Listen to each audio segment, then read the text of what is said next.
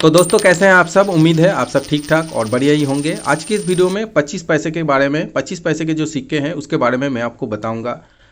25 पैसे का सिक्का आपके स्टेट में अगर अभी भी जनरल सर्कुलेशन में अगर चलता है तो कमेंट बॉक्स में मुझसे ज़रूर बताइए, मुझे ज़रूर बताइए, मुझसे ज़रूर शेयर कीजिए। लेकिन मेरे स्टेट में वेस्ट बंगाल में 25 पैसा अभी जनरल सर्कुलेशन में नहीं है। कहीं भी दुकान में हो, बाज़ार में हो, ऑटो वाले, टोटो वाले या फिर ट्रेन बस, कहीं भी 25 पैसा नहीं चलता है। अगर आपके स्टेट में चलता है तो कमेंट बॉक्स में कमेंट करके मुझसे ज़रूर शेयर कीजिए। टॉप 4 जो रेयर 25 पैसे के सिक्के हैं इसके बारे में ही आज की इस वीडियो में मैं आपको बताऊंगा। 25 पैसे का जो सिक्का है वो 1957 से निकेल, उसके बाद कॉपर निकेल से शुरू हुआ था। 1957 से जो निकेल में ये सिक्का, निकेल में 25 पैसे का ये सिक्का शुरू हुआ था। उसके बाद 1990 तक 25 पैसे का निकेल, उसके बाद कॉपर निकेल में ये सिक्का इशू किया गया था। तो 1957 से 1990 तक जो टॉप 4 कॉइन है, जो टॉप 4 रेयर 25 पैसे का सिक्का है, उसी के बारे में आज की इस वीडियो में मैं आपको बताऊंगा। और उसके बाद कॉइन बुक से भी मैं आपको दिखाऊंगा और बताऊंगा भी कि आज की डेट में 25 पैसे का जो सिक्का है उसका प्राइस क्या है। अगर कोई भी कलेक्टर या फिर कोई भी हो, अगर 25 पैसों को अगर आप मामूली समझते हैं तो इस वीडियो को आप ध्यान से ज़रूर देखिए, एंड तक पूरा देखिए। मैं हूं दीप और आप देख रहे हैं आपका अपना पसंदीदा numismatic channel न्यूमिस page.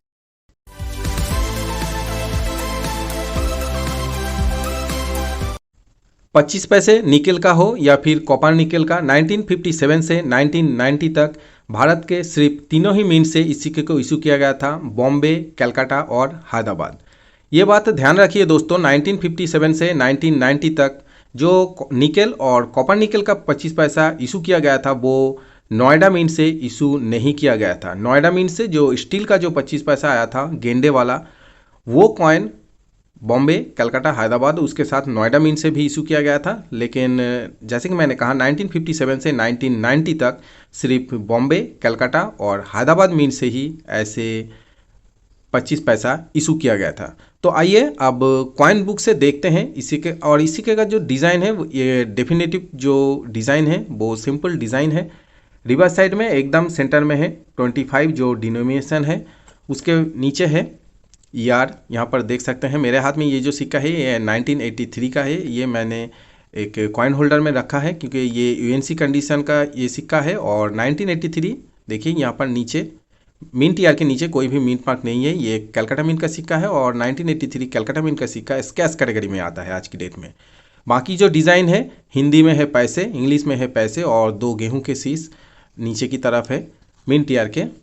Over side का डिज़ाइन अशोका लाइन कैपिटल, उसके साथ भारत और इंडिया हिंदी और इंग्लिश में। आइए कॉइन बुक से अब देखते हैं वो जो टॉप रेयर सिक्के हैं, 4 जो टॉप रेयर सिक्के हैं उस सिक्के का कीमत क्या है आज की डेट में। कॉइन बुक में प्राइस क्या है, करेंट मार्केट वैल्यू क्या है, फेसबुक में या फिर बाकी जो दूसरे वेबसाइट है वहाँ पर किस कीमत में बिक रहा है। अगर आप इस सिक्के में 25 पैसे के सिक्के में इन्वेस्ट करते हैं तो क्या आपको फ़ायदा होगा या फिर नहीं होगा। अगर आप इन्वेस्ट करते हैं तो फ्यूचर में आपको कितना रिटर्न मिल सकता है, आप प्रॉफिट में रहेंगे या फिर नहीं रहेंगे, पूरा डिटेल में आज की इस वीडियो में हम डिटेल में डिस्कस करेंगे। 1957 में जब पहली बार 25 पैसे का सिक्का छापा गया था तो वो था 25 नया पैसा। अभी तो है 25 पैसा लेकिन 25 नया पैसा।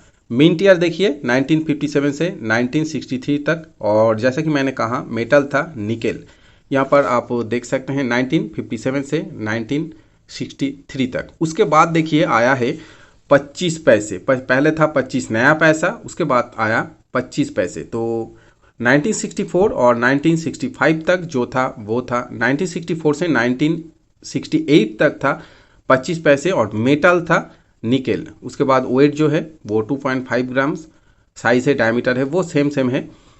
तो आप एक स्क्रीनशॉट ले सकते हैं यहाँ पर। अगर मैं पूरा 1957, 1959, 1960, 1961, 2, 3 अगर मैं एक एक करके मैं बताते जाऊँगा इसका प्राइस और डिटेल्स तो फिर दोस्तों वीडियो बहुत ही लंबा हो जाएगा। तो आप एक स्क्रीनशॉट यहाँ पर ले सकते हैं। और देखिए रेयरिटी जो है ये भी आप देख सकते हैं, बॉम्बे, कलकत्ता, बॉम्बे, कलकत्ता, बॉम्बे, कलकत्ता। जैसे कि मैंने कहा था नोएडा मिंट से इशू नहीं किया गया था। तो ये स्क्रीनशॉट आप ले सकते हैं। उसके बाद ये स्क्रीनशॉट आप ले लीजिए 25 नया पैसा वाला 25 पैसा वाला जो 1964 से 1968 तक है, ये देखिए कॉमन कैटेगरी में आता है। उसके बाद यहाँ पर देखिए 1966, 1967 देखिए बॉम्बे मिंट रेयर कैटेगरी में आता है, 300 रुपीज़ यूएनसी कंडीशन में प्राइस है। 1966 बॉम्बे मिंट, इसका भी आप स्क्रीनशॉट एक ले सकते हैं। उसके बाद देखिए 1968 कैलकाटा मिंट भी स्कैच कैटेगरी में आता है। और उसके बाद देखिए 25 पैसा आया है जो है 1972 से 1990 तक। उसके बाद देखिए पहले 2 कॉइन था वो निकल का था, उसके बाद देखिए कॉपर निकल, वेट और जो डायमीटर है वो सेम ही है।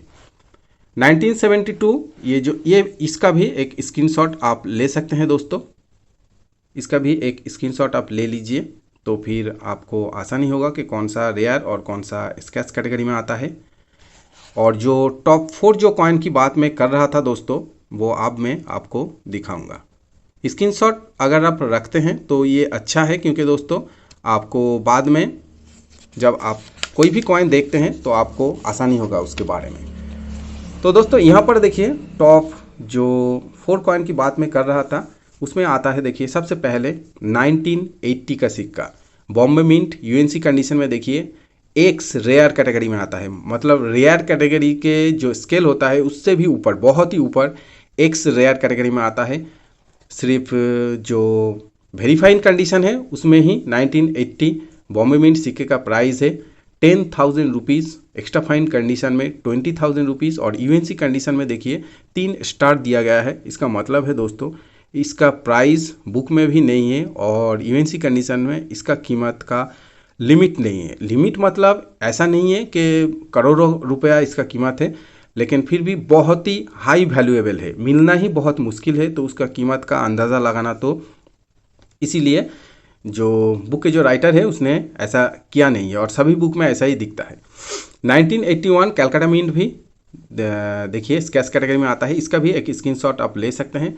तो पहला कॉइन हो गया 1980 बॉम्बे मिंट।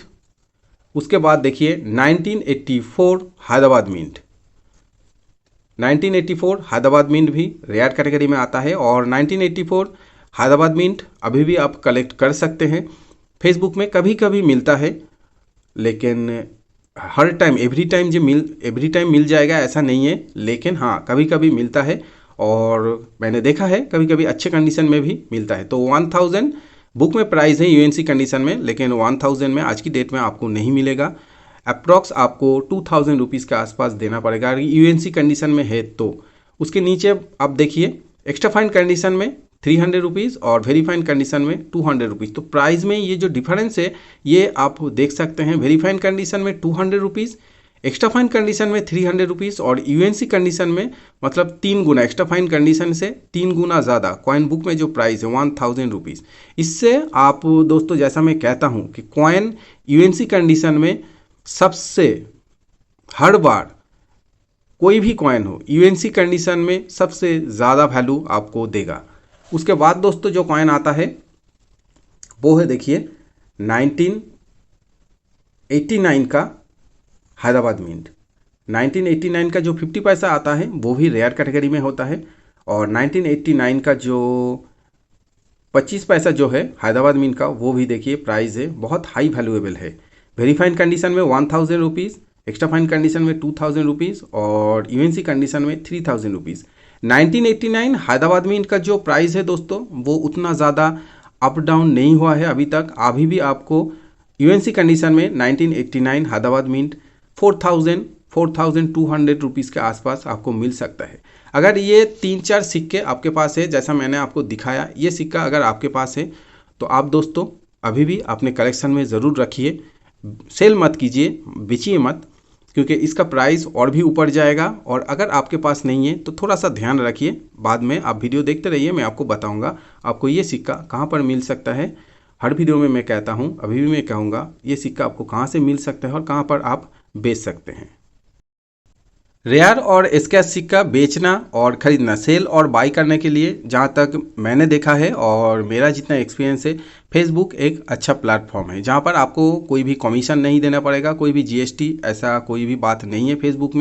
फेसबुक में बहुत सारा ग्रुप है, उस ग्रुप में आप ज्वाइन हो सकते हैं। उस ग्रुप में पुराने सिक्के, पुराने नोट, स्टैम्प पेपर, पुराने जो स्टैम्प होता है या फिर कोई भी और पुराने जो एंटीक चीज़ें हैं वैसा सेलिंग का ग्रुप होता है। और एक दो ग्रुप नहीं, बहुत सारे ग्रुप होता है, उसमें से जो ट्रस्टेबल आपको लगे आप उस ग्रुप में ज्वाइन हो सकते हैं। कुछ प्राइवेट ग्रुप होते हैं और कुछ पब्लिक ग्रुप होते हैं। प्राइवेट ग्रुप में आपको शायद शुरू में ही नहीं लेंगे, आप पब्लिक ग्रुप में ट्राई कर सकते हैं। फेसबुक में जैसे आप अपने फ्रेंड को ढूंढने के लिए सर्च करते हैं वैसा ही आप ओल्ड कॉइन सेलिंग ग्रुप लिखकर सर्च कर सकते हैं। हर वीडियो में मैं कहता हूं ग्रुप में सर्च करने के बाद जो बायर्स और कलेक्टर्स उसमें आपको दिखेंगे उन्हें आप अपने प्रोफाइल से फ्रेंड रिक्वेस्ट सेंड कर सकते हैं। इसके लिए आप अगर चाहते हैं, आपका पर्सनल अगर फेसबुक में प्रोफाइल है, अकाउंट है, तो इसके लिए अगर सेलिंग करने के लिए आप एक अलग प्रोफाइल भी आप बना सकते हैं। उससे आप इन्हें जो बायर्स और सेलर्स हैं उन्हें आप फ्रेंड रिक्वेस्ट भेज सकते हैं। कुछ फ्रेंड जब आपके बन जाए